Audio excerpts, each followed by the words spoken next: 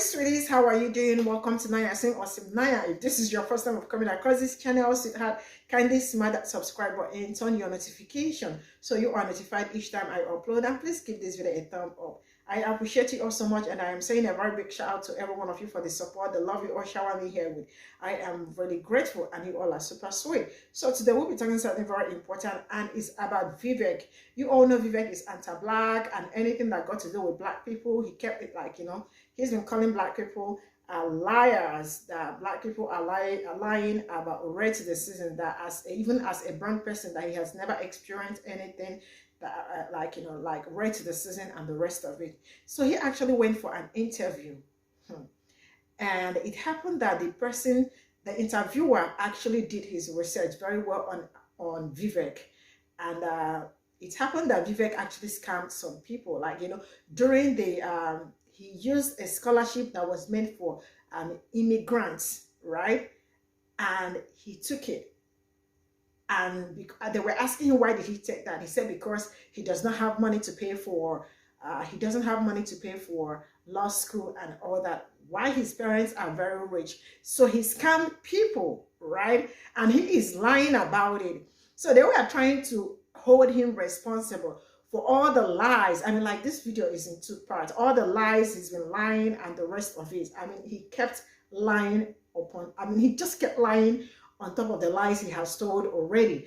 And the great part is that the interviewer already knew his kind of person. When you ask Vivek a question and he does not want to answer you, he starts speaking very fast because he doesn't want you to hold him accountable for all the things he has done. I mean, you cannot.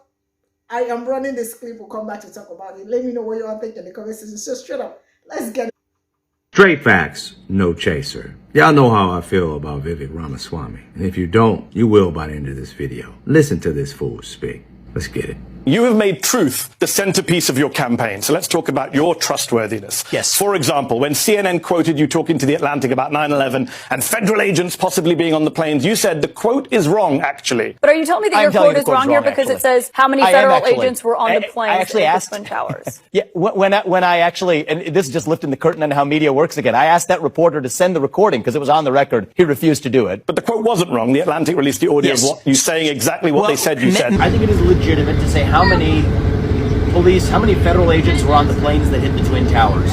Like, I think we want it. Maybe the answer is zero. Probably is zero for all I know, right? No reason to think it was anything other than zero.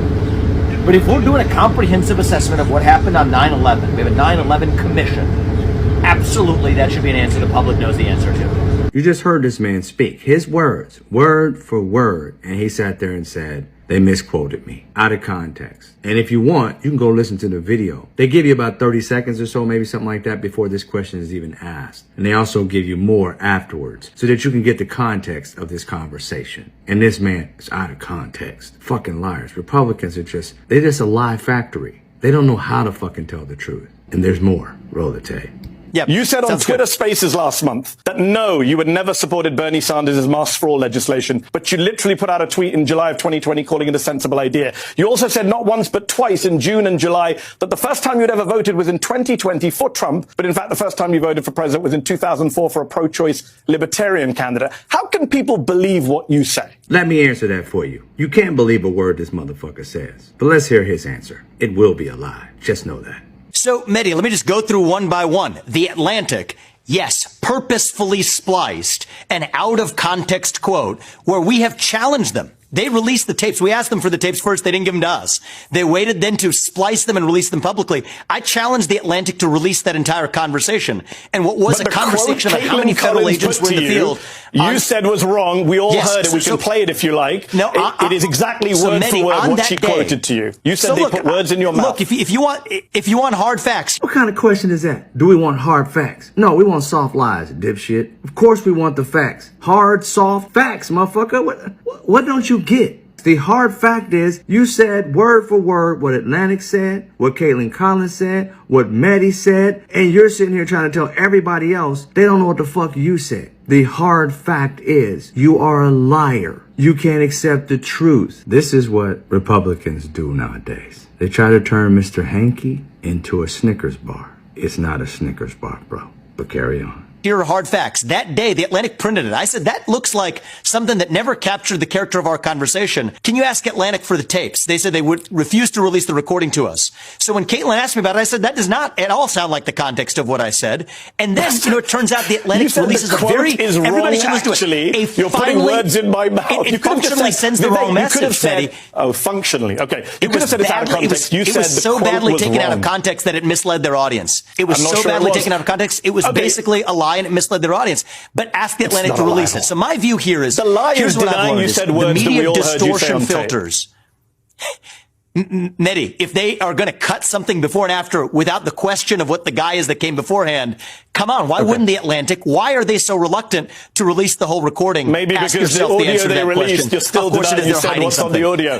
You know what? The Republican motto is, whenever I'm caught and I don't have an answer why, just continue to lie, lie, lie. They never take responsibility for their actions. This man was caught in multiple lies. And all he did was blame the media, then say this is what it's like being a politician, and all this other bullshit in this interview. And none of it is taking responsibility for anything. Not one thing. I love how Mehdi actually did this interview. There have been people, even Democrat, Republican, mostly white, that didn't like the fact of the way he approached this interview. I do. Hold their feet to the fire. Don't be giving them fucking free airtime to come on and just be like, oh, you're doing great. Fuck you. You ain't gonna get past me with fucking lies. You ain't gonna get this propaganda out there with me without me checking it. That's what we want. One fucking news station that's gonna sit there and just let the motherfucker lie 24/7. The fuck is that? Ramaswamy, his interviews are filibuster interviews. He'll overtalk you. He'll try to make it seem like you're stupid. So he couldn't do that to Mehdi. Mehdi laughed it off and kept on pushing back. He wasn't about to be bullied on air. CNN, y'all get bullied on air all the fucking time. Things that are not necessarily adding up, call them out. And when I mean call them out, I'm not talking about just mention it and give them a chance to lie about it. Call them out like Mehdi did. When people asked you, this is what you told them. But that's not quite true either. Look at this document. Look at that document. To me, it looks like he did his homework on Vivek before Vivek got on air. And he knew what direction he was going to go. And he knew what Vivek was going to lie about. And he knew to have those facts ready. Because every turn that Vivek had, this man had video, audio on his ass, and facts. Bow. Was nothing that Vivek could get past him. Why is it that he can do it at MSNBC and CNN don't have the capability of doing this? You don't have the capability of finding facts, knowing the person you're about to interview and all the bullshit they done said, and you know the facts. A fact checker could have told you these are the lies that Vivek always spews.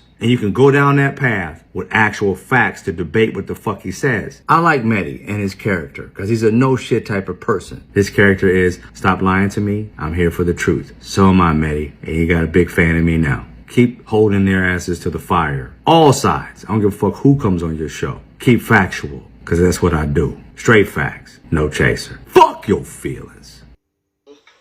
Happy Saturday. If I had to see it, you've got to see it. Politics edition. You say you were anti-identity politics, anti-affirmative action in a party that hates the Soros name, yet you accepted a Paul and Daisy Soros scholarship at law school that was specifically set up for the children of immigrants. It was an affirmative action scholarship, and your defense for that is that you didn't have the money to pay for law school, even though you'd already made over $1 million at the time, and made another $2 million. My defense of that is somebody gives you a merit scholarship at the age of 24, you take it. At the age of 24, somebody gives you a merit scholarship, you take it. I didn't say I didn't have the money. I said at a time when I had a lot less money than now, $50,000. You said exactly I didn't have the money, Vivek. You keep forgetting your quote. You said when I didn't have the money. So Mehdi, I made this really easy for everybody. And I did this in the early weeks of the campaign. Yeah. I released 20 years of tax returns. Yes, you something did. that no presidential candidate, let alone somebody who's successful in business, has done. I challenge Democrats and Republicans alike, including the Biden family, to do it. And we looked at you know them, what? I released it so that you could look at them, so we can have an honest conversation. I appreciate that. The funny thing I've learned, appreciate that. It's yes, something and I think that transparency is important. So it's already open and everybody can see it. Exactly. We have 2009. But the fact of the matter is, you know what I would advise every 24-year-old should take $50,000. 2009 and 2010, you made $750,000. You had the money to pay for law school. You didn't need a Soros affirmative action scholarship that you now criticize. None of this is worthy, but if you think it is, let's get to the detail. That was actually the first big worthy. You say you're anti-affirmative action. You took a scholarship for immigrants. I'm anti-affirmative action. So why did you take a scholarship for the children of immigrants? Which falsehood falsehood would you like me to address? The financial one or the one about my views on affirmative action? Because I can go in whichever order you like. On the financial piece of it. Not at the time that I had applied for the scholarship that fall. Yes, you did. December. Yes, you did. On December. This is awkward for you. Believe me, I've got the tax returns in front of my face. No, it's not awkward for you. Yes, on December 31st, when the application for the scholarship was that October. Mehdi, you're wasting your time on childish details in October of that year when I applied for that scholarship. And it was, well, guess what? The bonuses that a hedge fund pays, and it's a shame that, again, you don't have to be an expert on this, but if you're going to spout out, you better know something about it. People pay at a hedge fund the bonuses at the end of the year, and on December 31st, that's when I was paid. I applied for the scholarship that September, and I did not grow up in a wealthy family. Vivek, you made more money the previous year. I made $200,000 pre-tax or whatever it was. No, you didn't. And you know what? No, you didn't. You're now selling flat. In 2009, you have my tax returns in front of you. I don't remember what I made in 2009. In 2009, you made $650,000. In 2010, you made less, $450,000. So the argument that you only made the money pre the scholarship, oh, so now we're bringing tax into. We've been using gross numbers. Absolutely. Vivek, you're wrong on this. Go back and check your tax returns. $50,000 obviously makes a big difference. And then you accepted a Soros scholarship for $50,000 when you didn't need it. Well, you know what the fact is, Mehdi, is $50,000 did make a big difference to me back then, and anybody who has a few $100,000 in the bank is going to take $50,000 without strings attached. Take the scholarship. But my question for you is, why on earth are you, as an intelligent person interested in politics, obsessing over a 24-year-old $50,000 scholarship? I'm interested in truth, beneath you. We have a country to fix. I'm interested in truth. And Mehdi, that's why I released 20 years. Mehdi, that is why I released 20 years of tax records. Tell your friends in the Biden administration to do the same thing.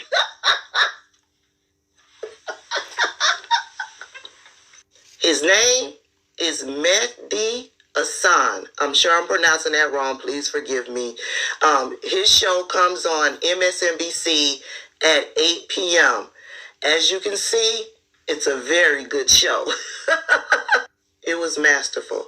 It was masterful how he was taking down Vivek Ramaswamy. Anytime he's on MSNBC, I've seen him on different shows on MSNBC doing his thing. He always overtalks, especially when they're holding him accountable for something that he said. He'll talk loud, he'll overtalk. As you see, he's got that fast talking, sleazy, creepy, lying, snake oil salesman type character aura about him. Yeah, Mr. Hassan was not letting it happen. He made it a point to point out that, yeah, this man was a millionaire and he stole $50,000 from someone who could really use that scholarship money. Y'all let me know your thoughts. Say you were anti-identity politics, anti-affirmative action in a party that hates the Soros name, yet you accepted a Paul and Daisy Soros scholarship at law school that was specifically set up for the children of immigrants. It was an affirmative action scholarship, and your defense for that is that you didn't have the money to pay for law school, even though you'd already made over $1 million at the time, and made another $2 million. My defense of that is somebody gives you a merit scholarship at the age of 24, you take it. Is this your champion, Republicans? Like, just another hedge fund kid where mommy and daddy bought everything for him because they're doctors and lawyers? It's like, oh yeah, I don't believe in affirmative action, but I'll take the money from the kids that need it. So, Mehdi, I made this really easy for everybody, and I did this in the early weeks of the campaign. I released 20 years of tax returns, something that no presidential candidate, let alone somebody who's successful in business, has done. I challenge Democrats and Republicans alike, including the Biden family, to do it. Actually, Biden released 22 years of his tax returns, but you don't really care about that. You want to know how a rich kid at a hedge fund took $1.5 million and turned into his first 37? Well, I'll tell you. He scammed the fuck out of everybody on Wall Street. Like, that's how. What did you fucking expect? He took a failed Alzheimer's drug and bought it for pennies and then dumped it on everyone with a sales team that wasn't even licensed to sell stock. You see this fucking line over here? Like, from $20 at its height to fucking 38 cents a share. Like, what'd you fucking expect? The dude selling the stock was gonna lose any money on that thing? And if you need a fucking source, as if the documentation wasn't good enough, you can ask his fucking former employees, because, like, I mean, what Republican billionaire candidate wouldn't be complete without some sexual harassment, like fraudulent lawsuits from his own employees? A scholarship for immigrants. I'm anti-affirmative action. So why'd you take a scholarship for the children of immigrants? Which falsehood would you like me to address? The financial one or the one about my views on affirmative action? Because I can go in whichever order you like. On the financial piece of it. Not at the time that I had applied for the scholarship that fall. Yes, you did. December. Yes, you did. On December. This is awkward for you. Believe me, I've got the tax returns in front of my face. No, it's not awkward for you. Yes, on December 31st, when the application for the scholarship was that October. Mitty, you're wasting your time on childish details in October of that year when I applied for that scholarship. And it was, well, guess what? The bonuses that a hedge fund pays, and it's a shame that, again, you don't have to be an expert on this, but if you're going to spout out, you better know something about it. People pay at a hedge fund the bonuses at the end of the year, and on December 31st, that's when I was paid. I applied for the scholarship that September, and I did not grow up in a wealthy family. Vivek, you made more money the previous year. I made $200,000 pre-tax or whatever it was. No, you didn't. And you know what? No, you didn't. You're now standing flat. In 2009, you have my tax returns in front of you. I don't remember what I made in 2009. In 2009, you made $650,000. This is your fucking champion, guys. Another hedge fund bro trying to convince you that he's for the people, right? To compare the January 6th attacks to 9/11. Outrageous. And we called them out on it repeatedly. But it is also wrong of Vivek. Oh my goodness, I enjoy this. I ain't gonna lie to you. He's for the people. Vivek, no way. There is no way Vivek is for the people. I already saw through his eyes right from the onset when he started, like, you know, being so anti-black. Not just being anti-black, anti-brown. Okay, we are black, right? But he's anti-black, he's anti-brown. Like, you know, he doesn't also like his own people. So you see, he's calm people. And he's, you know, one thing about him is that when they're trying to catch him, he starts speaking very fast. I mean, he would not even want you to talk.